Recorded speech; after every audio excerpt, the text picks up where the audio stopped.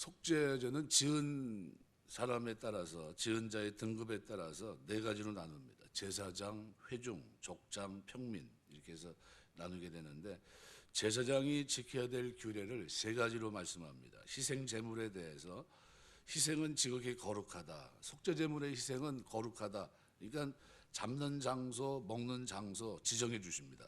회막들 거룩한 곳입니다. 여기서만 먹어야 됩니다. 그러니까 짐승 자체가 거룩한 게 아니라 희생 제물이 하나님께 구별돼 바쳐진 것이기 때문에 그런 뜻에서 거룩하다는 겁니다. 그러니까 제사장이 지혜롭고 백성보다 나은 것이 있어 거룩한 것이 아니라 하나님께 드려졌기 때문에 거룩한 거예요. 그러면 마찬가지로 우리가 이 교회에서도 드린 거는 거룩한 겁니다. 교회에 무슨 뭐 물건이 됐든 뭐 교회 재정이 됐든 이건 다 뭐예요? 하나님께 드려진 겁니다. 그래서 구별된 것은 사람이나 물건이나 어느 것 그릇 하나까지라도 거룩한 것이다. 그래서 오늘 특별히 6장 말씀해 보시면은 24절에 여호와께서 모세에게 말씀하여 이르시되 이렇게 얘기합니다.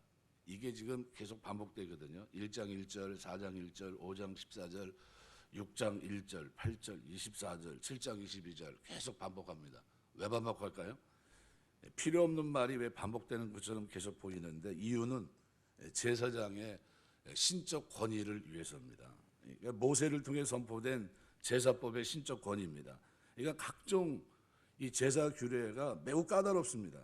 이 말을 들으면 왜 이렇게 번거롭게 그냥 간단하게 해버리지 이렇게 얘기할 수 있거든요. 불평할 수도 있고, 근데 하나님께서 모세를 통해 선포되는 제사법이 하나님의 말씀이라는 겁니다. 사람의 생각이 아니라. 그러니까 백성들로 하여금 거기에 순종하도록 한 겁니다. 그래서 계속 반복되게 여호와께서 모세에게 일러 가라사대, 내가 명한 거란 겁니다. 그러니까 모세를 통해 선포된 제사법은 사람이 들어도 되고 듣지 않아도 되는 게 아니라 무조건 듣고 순종해야 될 말씀이다. 이거를 강조하는 겁니다. 그래서 이거를 오늘날 교회로 얘기한다면 교회 강단에서 목회자를 통해 선포되는 말씀도 똑같습니다. 절대 순종해야 될 말씀입니다. 그거를 뭐 어제도 제가 순종에 대해서 말씀을 드렸는데 그게 중요하니까 강조하는 겁니다. 네. 그게 하나님이 원하는 삶이기 때문에 이게 이 강단에 선포되는 설교가 대개가 성도들에게 위로를 주지만 때로는 힘든 것도 있거든요. 뭐 들으면서 목사는 저렇게 사는 거야? 이렇게 얘기할 수 있는 말씀들이 있거든요. 그런데도 부족한데도 말씀을 선포하는 건 뭐 똑같이 그 성산에 서 있는 거예요. 나도 살려고 몸부림치고 있는 거고, 똑같이 어떻게 그렇게 살아야 된다는 걸 얘기하고 있거든요. 그러니까 섭섭한 마음이 들 수도 있습니다. 왜요? 일주일 내내 힘들게 왔는데 거기서 뭐 그냥 뭐 회개에 대한 말씀, 책망에 대한 말씀, 이런 말씀을 막 전하면 뭐야 목사님 일주일 내내 뭐 한 거야? 뭐 이렇게 힘든 얘기 듣기 좀 거북한 얘기만 자꾸 하는 거지? 뭐 이렇게 얘기할 수 있거든요. 그런데 그것은 잘못입니다. 왜냐하면 강단에서 말씀을 선포하는 건 목사지만 말씀을 성도들에게 주시는 분은 하나님이십니다. 그래서 하나님께서 목회자를 통해서 말씀을 지금 선포하고 있는 거예요. 그래서 성도들은 강단에 선포되는 말씀을 들을 때 결코 목사라고 하는 한 인간이 말하는 것을 들어서는 안 되고 하나님의 말씀으로 듣고 순종할 수 있게 되시길 주의 이름으로 축원합니다. 그래서 힘들고 어려운 명령이라도 하나님 명령으로 알고 순종해야 돼요. 때로는 섭섭하고 가슴 아픈 책망이라 할지라도 하나님께서 여러분의 죄에 대해서 내리는 질책이다 깨닫고 겸손한 마음으로 자신의 잘못을 고백하고 회개할 수 있어야 됩니다. 그럴 때 강단에서 선포되는 말씀이 여러분들로 하여금 성숙한 믿음에 이르게 하고 또 하나님의 복을 받는 자리로 나가게 하는 거예요. 고린도서 4장 5절 보면 이렇게 우리를 전파하는 것이 아니라 오직 그리스도 예수의 주 되신 것과 예수를 위해 우리가 너희의 종된 것을 전파함이라 그랬어요. 이게 뭐 어떤 사사로운 이익을 위해서 하고 있지 않습니다. 히브리서 13장 17절에도 너희를 인도하는 자들에게 순종하고 복종하라. 저희는 너희 영혼을 위해 경성하기를 자기가 회개할 자인 것처럼 하느니라. 저희로 하여금 즐거움으로 이것을 하게 하고 근심으로 하게 하지 말라. 그렇지 않으면 너희에게 유익이 없느니라 그랬습니다.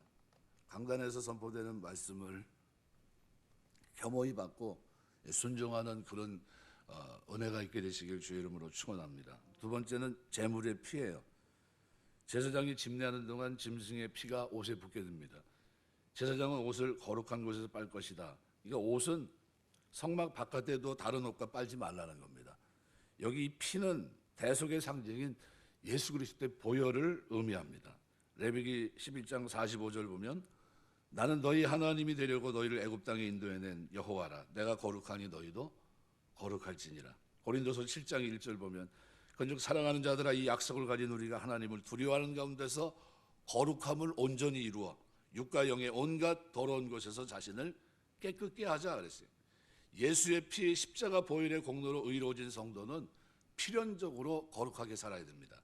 하나님의 거룩성을 가지고 어두운 세상을 밝힐 수 있는 빛의 사명을 감당해야 돼요. 우리 어제 전국 우리 총회에서 하는 기도회가 어제 있었습니다.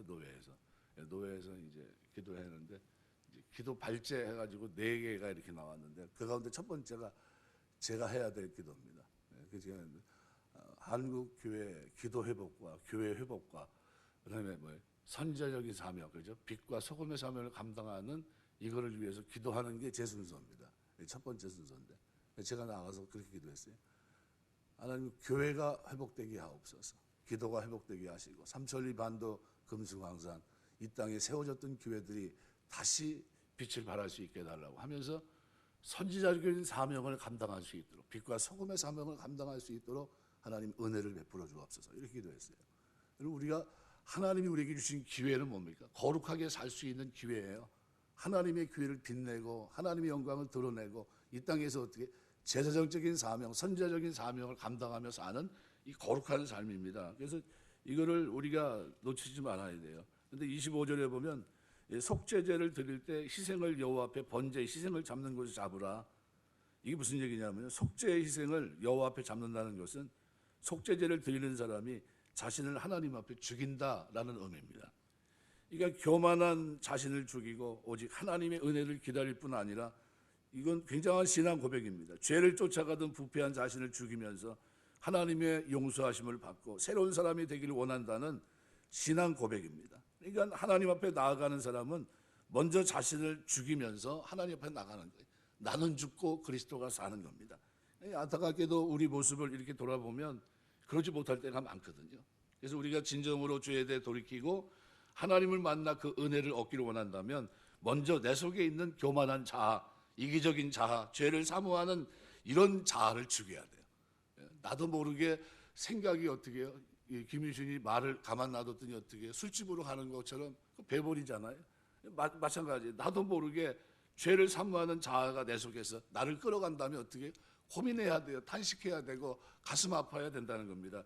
그리고 하나님 앞에 나가라는 거예요. 그 순간 하나님께서 여러분 만나주시고 모든 문제를 해결하시는 귀한 풍성한 은혜가 넘칠 줄 믿습니다.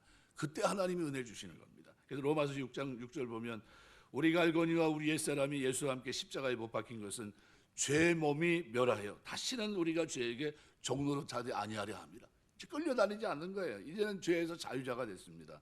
해방됐어요. 그럼 어떻게 해요? 의의 길, 의의 백성으로 거룩한 백성으로 살아야 되지 않습니까? 그래서 고린도서 3장 5절은 그렇게 말해요.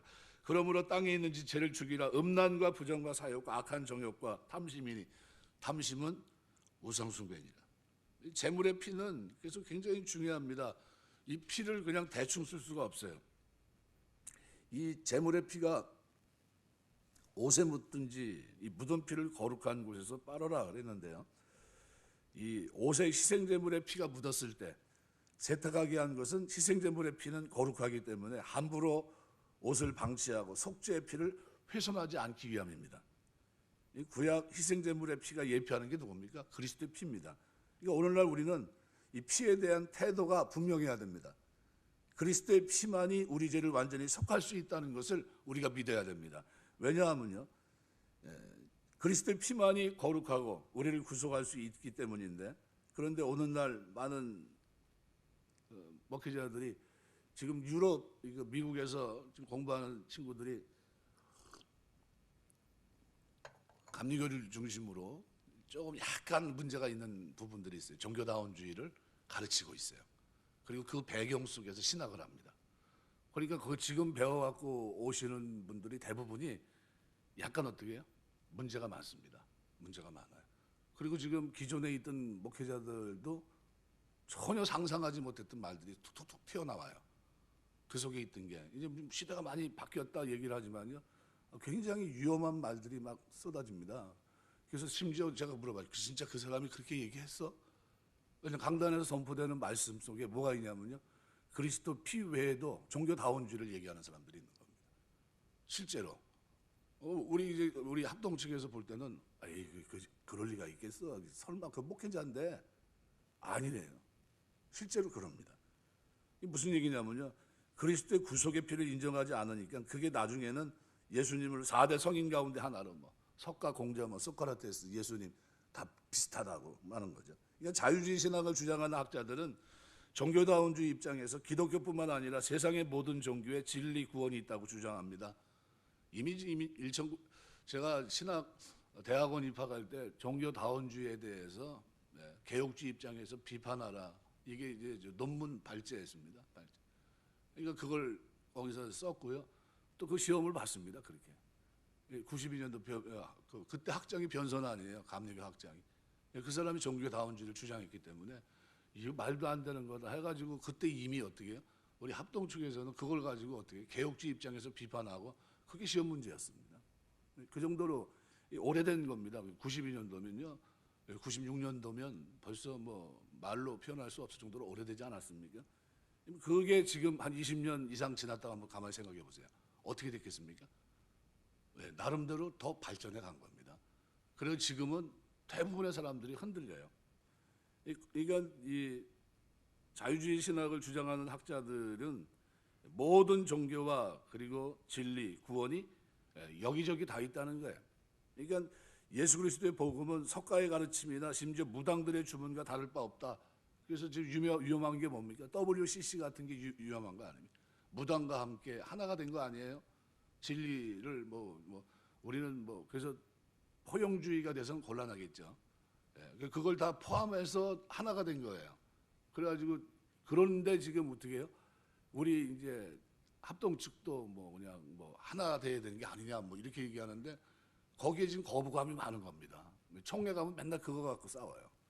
WCC 우리 합동 측에 또 문제가 있는 이런 부분들을 가지고 막 얘기를 하는데요.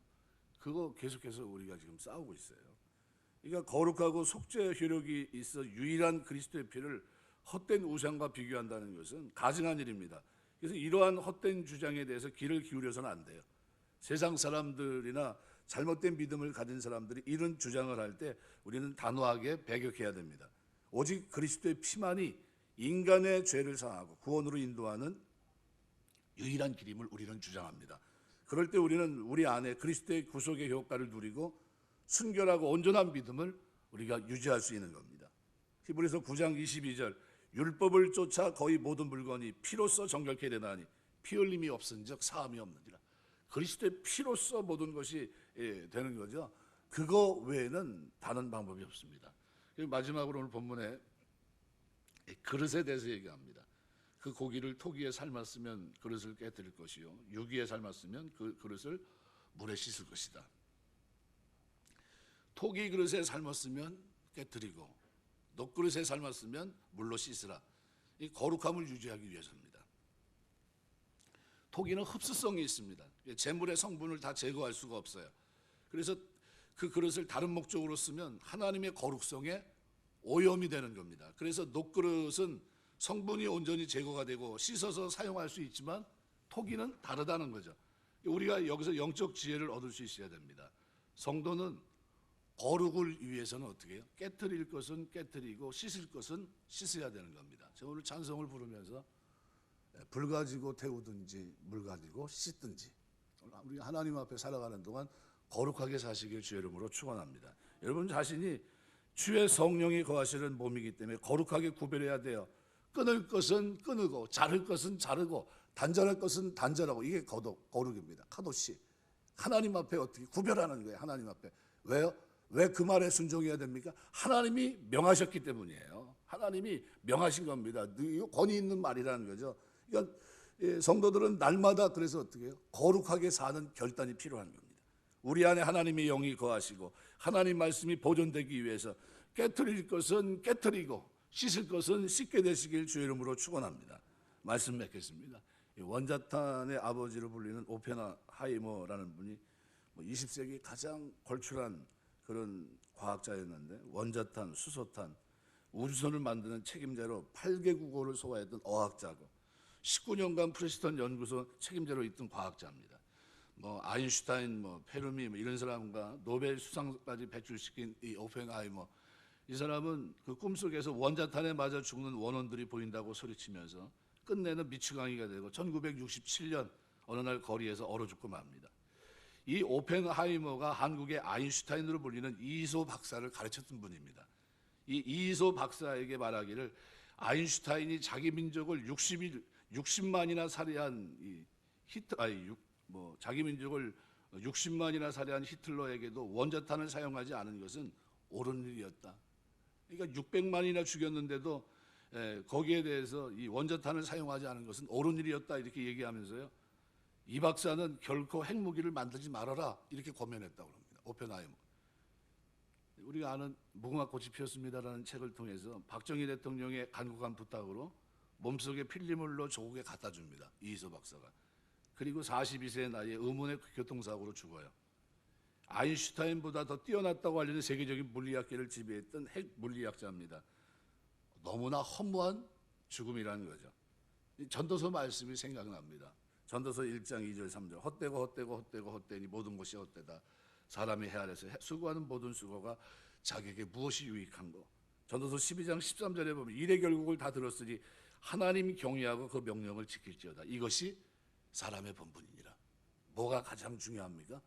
거룩하게 사는 게 제일 중요한 겁니다. 구원받은 사람은요, 하나님 말씀대로 사는 게 사람의 본분입니다. 이걸 잊지 말아야 돼요. 신앙생활하면서 나는 거룩하게 살 사람으로 부름받은 사람이다. 이걸 놓치면요 실패하는 겁니다. 하나님 명령 따라 거룩하게 사시길 주의 이름으로 축원합니다. 그래서 자를 것 자르고 단절할 것 단절하고 끊을 것 끊고 이것이 하나님의 뜻이다 싶으면 붙잡고 순종하고 충성하는 겁니다. 우리가 신앙생활 하는 동안 오늘 본문의 속죄제를 통해서 우리가 기억하는 대로 후속의 방법은 오직 그리스도의 피예요. 이것을 믿는 것 외에는 방법이 없습니다. 그래서 이 거룩한 백성으로 부름받은 오늘 우리는 이 땅을 살아가는 동안에도 어떻게 해요? 거룩해야 됩니다. 그 축복이 저와 여러분의 신앙생활 속에, 신앙의 여정 속에 늘 충만한 모습으로 있게 되시길 주의 이름으로 축원합니다. 기도하겠습니다.